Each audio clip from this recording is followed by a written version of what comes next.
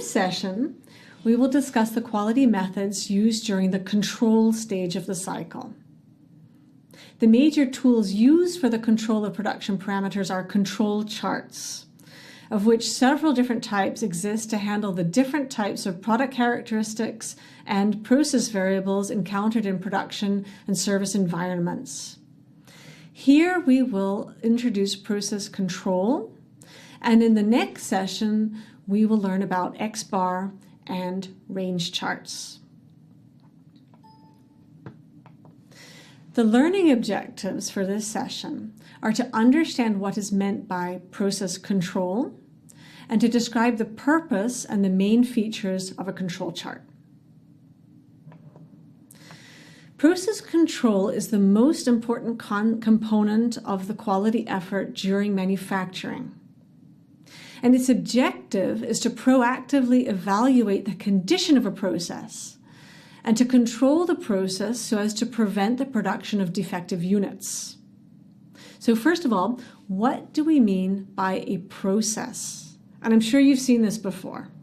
Any productive work can be viewed as a process consisting of machinery, manpower, methods or way of producing, and measurement schemes.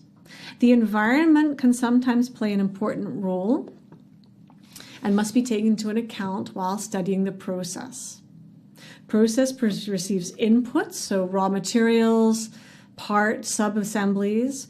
They enter the production process, and then they are subjective to different types of machinery, different operators, different tools, and they deliver then an output or your product.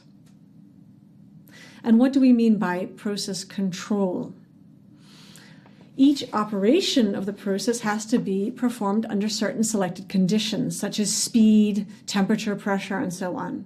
And these are called process parameters. And as we saw in the design of experiments, the levels at which the process parameters are maintained during production determine the levels at which the product characteristics are obtained, which in turn determines the quality level of the product.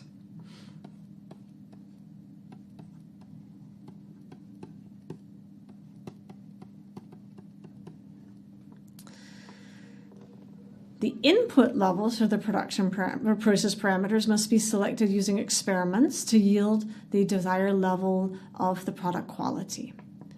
Now, the selective parameters must be maintained or controlled consistently at the desired levels during production in order to obtain the product characteristics consistently at the desired levels. And maintenance of the process parameters at these chosen levels is accomplished using control charts. These are also used to monitor the consistency of the level of the product characteristics or the process output. So, what are control charts? Now, Dr. Walter Shewhart, working in the 1920s at the Bell Telephone Laboratories in Princeton, New Jersey, proposed the procedures that later came to be known as control charts. According to Shewhart, the variability in a process characteristic or process parameter can be from two different sources. So, number one, from a stable system of chance causes, meaning the aggregate of small unavoidable variability arising from natural differences in material, manpower, machinery, instruments, and of course the environment. And these stable chance causes should be expected. But you can also have variability from assignable causes. And these mean the causes arriving from specific occurrences, such as a broken tool or a pressure surge or temperature drop, something that would occur unexpectedly and unwantedly to affect then your process. Now, these two sources of variability were later renamed by Dr. Deming as common cause variability and special cause variability. The common cause variability is an integral part of the process and cannot be eliminated at a reasonable cost, and therefore it must be accepted as a part of the process. But on the other hand, the special cause variability, or assignable causes, produce disturbances in the process and usually increase the variability beyond acceptable levels. This must be then discovered and eliminated. Dr. Shewhart proposed the control chart as a means of differentiating between the condition of a process when it is subject only to natural chance causes and when it is affected by one or more assignable causes. Now, a control chart is shown here, a typical one is shown here. It normally consists of a center line and then two control limits, an upper control limit and a lower control limit. We see here LCL and UCL. These limits represent the limits for chance cause variability and are computed using data drawn from the process, and we'll see this later.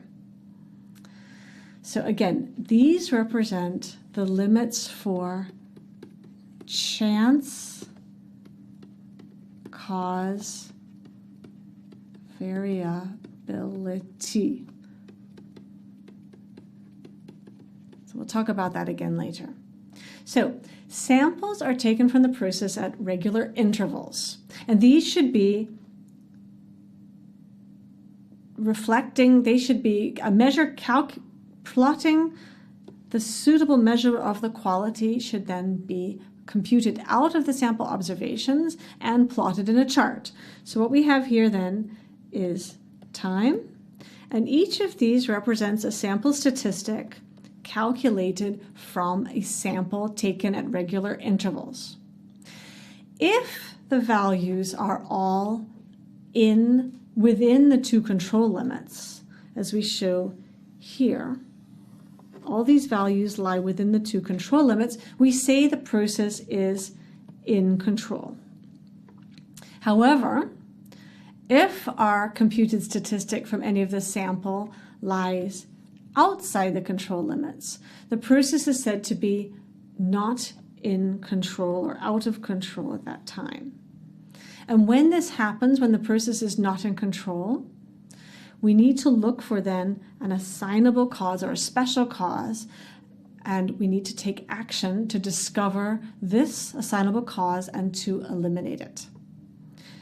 The control limits, as I said again, represent the limits of natural variability of the measures being plotted. They are the limits for the chance cause variability. Okay. So, the measures to be computed from sample observations depend on what we desire to control in the process. Suppose that the average value of a product characteristic is to be controlled. The average of that characteristic from the sample observations would then be our statistic of choice for our control chart. If we are interested in the variability of the characteristic, then we might want to look at the sample standard deviation or the sample range, and then we would compute that from each sample and we would plot it.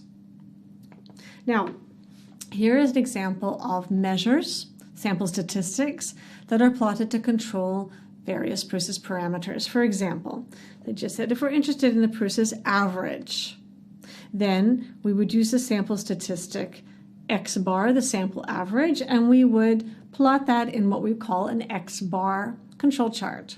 If we're interested in the variability, we could look at the sample range or the sample standard deviation, and we could plot this in a range chart or a S chart. And there's two new ones here we haven't looked at too much yet. It'd be the process proportion of defectives, or P, where we would look at the sample of proportion of defectives in our sample, and that would be plotted on a P chart. We also have the defects per unit C, where we would look at the sample defects per unit and plot that on a C chart. So there are different other control charts that use different sample statistics to control these, but the ones that I have listed here are the most commonly used, and we will be looking more closely at the X bar chart and the range chart, the R chart, in the next section. So there's many benefits realize when the processes are controlled using these control charts. Essentially, they contribute to reducing the variability in the process parameters and the product characteristics, and they enable the production of products of consistent quality. So some of the benefits are to avoid defects by producing products right the first time, reduction of waste, satisfied customers, better knowledge of the processes and their capabilities. You can even talk about improved worker morale because you can have the control charts actually there shown at the tool so you can see how well you're producing.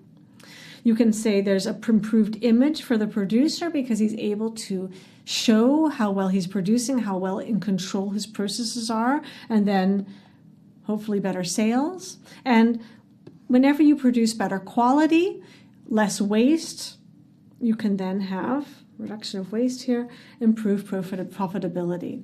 So there's many benefits from implementing then a control chart and controlling your process, your key process parameters.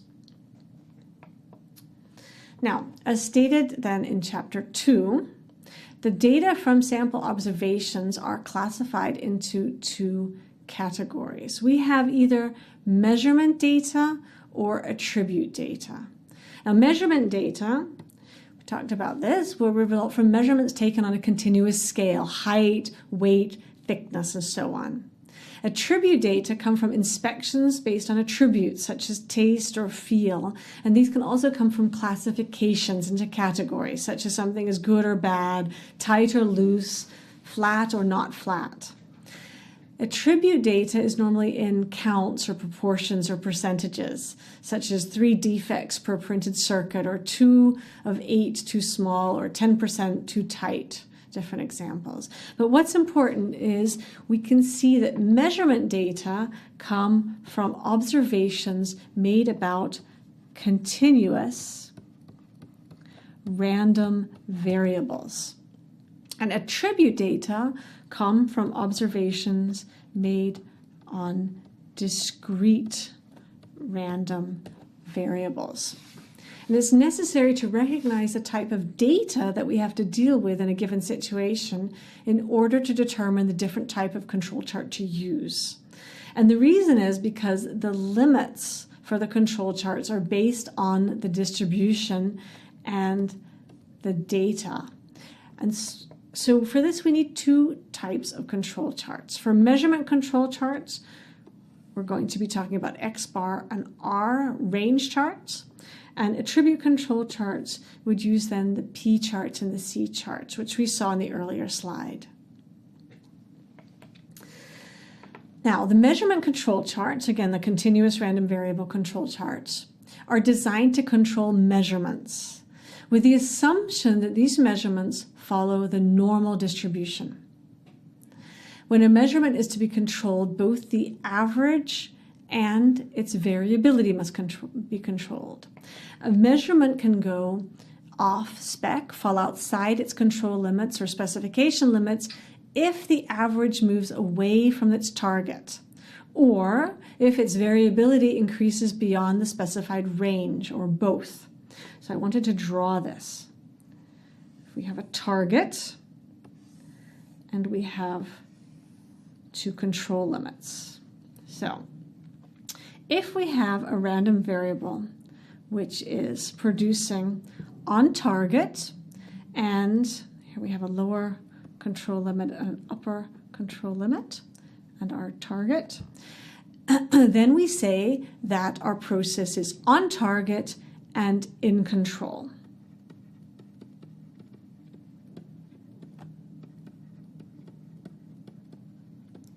However, if our process has moved off target,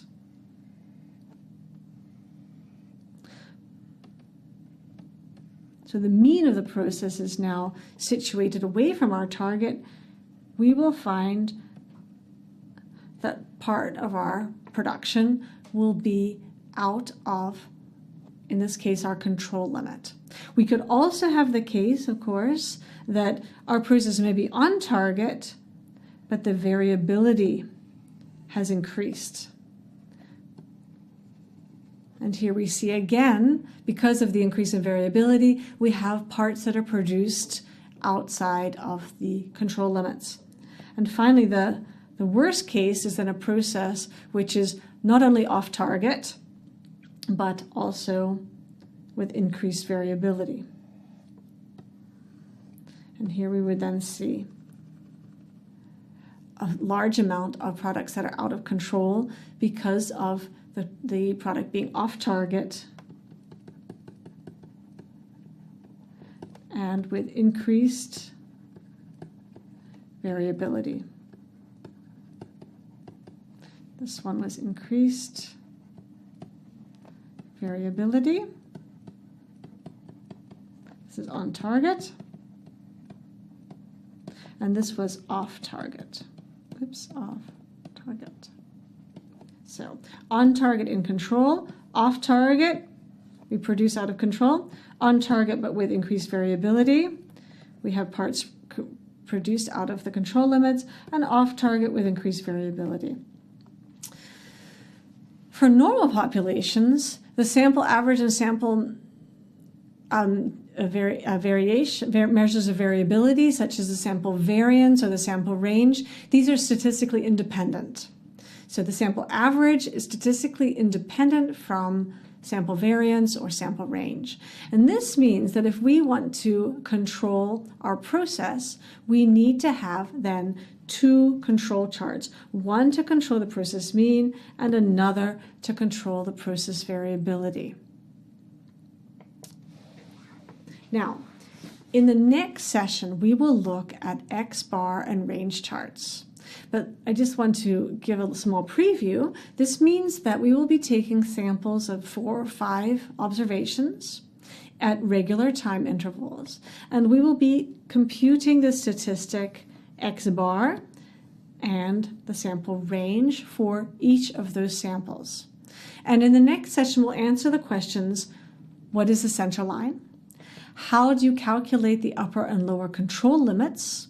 And what is an estimate then for the sigma if we're interested in 3 sigma control limits? So these then we all do in the next session. Very exciting. But before we do that, I'm sorry, but we need to go back to the central limit theorem. Just a reminder, because this is a key enabler of our control charts. Now, if we have a random variable x, which is normally distributed with a mean mu and a variance of sigma squared, if we take from that population a sample of size n, the mean of the sample, which is x bar, will be normally distributed with the same mean, but with a variance that is sigma squared over n. And so the picture again of this, if we have a distribution of x with a mean mu and a sigma, if we take a sample of size n, the distribution of x bar will be with the same mean, but with a reduced standard deviation of sigma over the square root of n. And you can see here, I've drawn the control limits, lower and upper control limit, which is what we've just talked about for the control charts. Because our control charts are going to be using x bar. And there's one more point.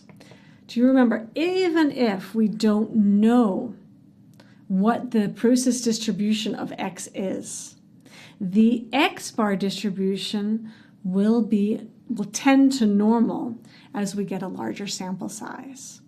So even if we do not know what this distribution is of x, we can be assured to have a normal distribution of the random variable x bar for our sample sizes as long as we have a large enough n.